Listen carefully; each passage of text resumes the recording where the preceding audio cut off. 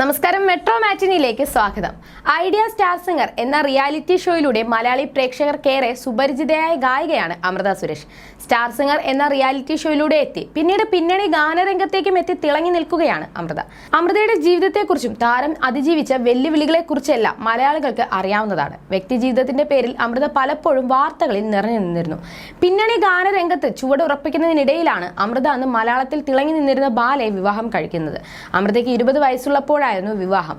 എന്നാൽ 2019 ആയപ്പോഴേക്കും രണ്ടുപേരും നിയമപരമായി വിവാഹമോചിതരായി. 2015 മുതൽ രണ്ടുപേരും വേർപിരിഞ്ഞായി താമസം എന്നാണ് റിപ്പോർട്ടുകൾ.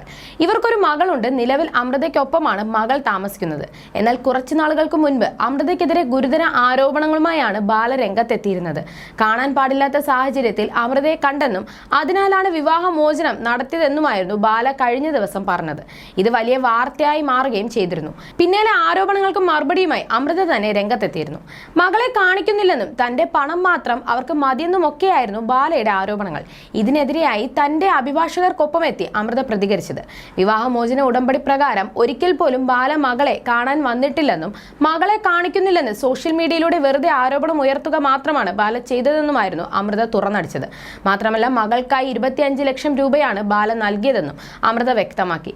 തന്നെ വ്യക്തിഹത്യ നടത്തി തേജോവധം ചെയ്യുക മാത്രമാണ് ബാലയുടെ ലക്ഷ്യമെന്നും അമൃത പ്രതികരിച്ചിരുന്നു. അതേസമയം അമൃതയുടെ വീഡിയോ വൈറലായതോടെ താരത്തെ പിന്തുണച്ച് നിരവധി പേരാണ് രംഗത്തെത്തിയത്. അമൃതയാണ് ശരി, പുള്ളിയുടെ കൂടെ ജീവിച്ചു പോകാൻ പ്രയാസമാണെന്ന് ഓരോ വർത്തമാനത്തിലും അയാൾ തെളിയിക്കുന്നു.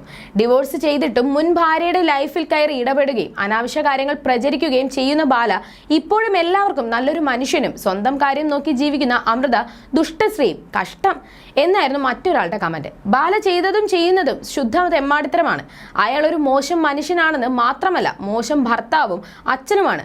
കോവിഡ് സമയത്ത് കുഞ്ഞിനെ കാണിച്ചില്ല എന്ന് പറഞ്ഞ് അയാൾ കാണിച്ച ഡ്രാമ ബോധമുള്ള ആർക്കും മനസ്സിലാകുന്നതാണ്. അമൃത ഏറ്റവും മാന്യമായ കാര്യങ്ങൾ പറയാൻ ശ്രമിച്ചപ്പോഴൊക്കെ അങ്ങേയറ്റം മോശം ഭാഷയിലാണ് പ്രതികരിച്ചിട്ടുള്ളത്. അതും കൂടാതെ സ്വന്തം കുഞ്ഞിന് കോവിഡ് ആണെന്ന് അയാൾ ഫേക്ക് ന്യൂസ് ഒരു ഓൺലൈൻ ചാനലിന് കൊടുക്കുകയും ചെയ്തു. ചാനൽ അത് സമ്മതിക്കുകയും ചെയ്തതാണ്. അങ്ങനെ ഒരാളുടെ പിതൃവാത്സല്യം വല്ലാത്ത കോമഡി തന്നെയാണ്. പിരിഞ്ഞു കഴിഞ്ഞാൽ അയാളെ വെറുതെ വിട്ടേക്കുക. അമൃത ഇന്ന് വരെ അയാളെ പറ്റി എങ്ങും പരാമർശിച്ചിട്ടില്ല. ബാല എന്നാൽ നിരന്തരം പലതരം ഡ്രാമകളുമായി നടത്തുകയാണ്. പ്രശസ്തിക്കും സിമ്പതിക്കും വേണ്ടി എന്തും ചെയ്യാൻ മടിക്കാത്ത, യാതൊരു നിലവാരവും ഇല്ലാത്ത മനുഷ്യനാണ്. ഈ വിഷയവുമായി ബന്ധമില്ലെങ്കിൽ പോലും അയാളുടെ പ്രവർത്തികൾ കണ്ടാൽ മനസ്സിലാകും. ഏതോ ഉടായ്പ യൂണിവേഴ്സിറ്റിയിൽ നിന്ന് കാശ് കൊടുത്ത് ഡോക്ടറേറ്റ് വാങ്ങുന്നു, ചാരിറ്റി എന്നും പറഞ്ഞ് വീഡിയോ ഇടുക, ഇതൊക്കെയാണ് അയാൾ ചെയ്തുകൊണ്ടിരിക്കുന്നത്. മറ്റൊരു കമന്റിൽ പറഞ്ഞു, അയ്യേ, ഈ 25 ലക്ഷം രൂപയ്ക്കാണോ എന്റെ കാശ് മുക്കാലും അമൃത കൊണ്ടുപോയേ എന്ന് ബാലണ്ണൻ മോങ്ങിക്കൊണ്ട് നടക്കുന്നത്?